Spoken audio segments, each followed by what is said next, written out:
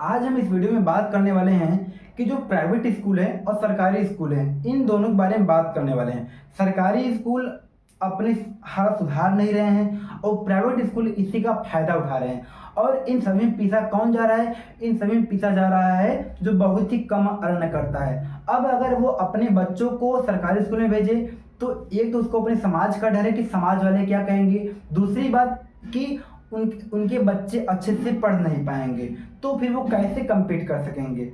और तो इसलिए फिर वो मजबूरन में प्राइवेट स्कूल में उनको भेजना पड़ता है। और प्राइवेट स्कूल की डिमांड इस प्रकार से है कि वो अपनी फीस बढ़ा देते हैं, अपने वाहन शुल्क बढ़ा देते हैं, किताबें खुद बेचते हैं, किताबें खुद बेचते भी हैं और कहते भी हैं कि भाई आपको हर साल खरीदना होगा। और फिर उनका स्कूल तो होता है, ठीक है, अगर छोटा स्कूल है तो कहीं ना कहीं उस स्कूल में प्लेग्राउंड होना चाहिए, लेकिन भाई वो स्कूल कहीं कहीं देखेंगे तो मेन सड़क पर ही बन जाते हैं, 3-4 तल्ले का बन जाता है। तो कहीं ना कहीं हमें ये देखना चाहिए कि हम सरकारी स्कूल से तो मुंह मोड़ लिए,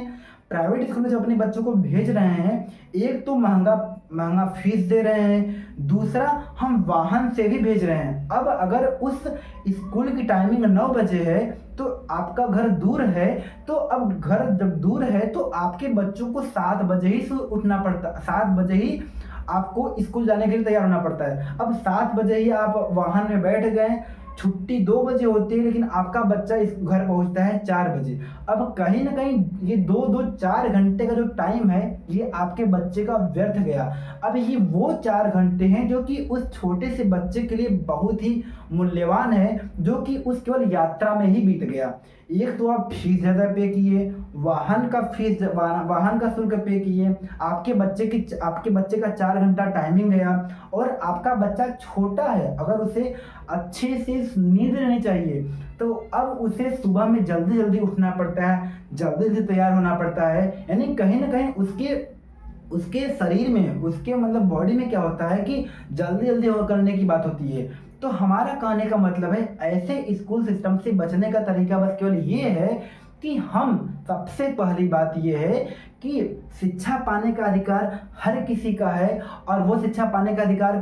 का इसका मतलब ये नहीं कि वो फीस बहुत ज़्यादा हो। सरकारी स्कूल अगर बनाए गए हैं, हर गांव में, हर नगर में, हर नगर पालिका में सरकारी स्कूल हैं, वहाँ पर प्रिंसिपल भी हैं, वहाँ पर हेडमास्टर भी हैं, और वो सरकारी हैं, वो महीने का 60,000 रुपये 70,000 रुपये ले रहे हैं, तो उनकी जिम्मेदारी बनती है कि वहाँ पर अच्छे से पढ़ाई कराई जाए। और ये सरकार की भी जिम्मेदारी होती है कि सरकारी स्कूल बनाने के नाते बस केवल वो ये ना देखें कि बस केवल वो इंफ्रा पे काम कर दे रहे हैं, वहाँ पर फर्नीचर अच्छा हो जा रहा है, वहाँ पर बिजली अच्छी हो जा रही है, वहाँ पर सब कुछ अच्छा हो जा रहा है, बिल्डिंग अच्छी हो जा रही है, लेकिन वहाँ बच्चे ही नहीं आ रहे हैं। आप इंफ्रा से काम करिए, लेकिन वहाँ पर बच्चे भी आए, और बच्चे तब आएंगे जब वहाँ पर पढ़ाई अच्छे से कराई जाए, और जब पढ़ाई तब अच्छे से कराई जाएगी जब वो टीचर अच्छे से पढ़ाएं, और अच्छे से पढ़ाएं मतलब अच्छे से पढ़ाएं जिससे कि लोग आए। अब अगर सरकारी स्कूल में बच्चे आएंगे तो जो बहुत कम अर्न करते हैं उनका पैसा, उनका फीस का भी पैसा बचेगा, उनका किताब का भी पैसा बचेगा, उनका वाहन का भी पैसा बचेगा,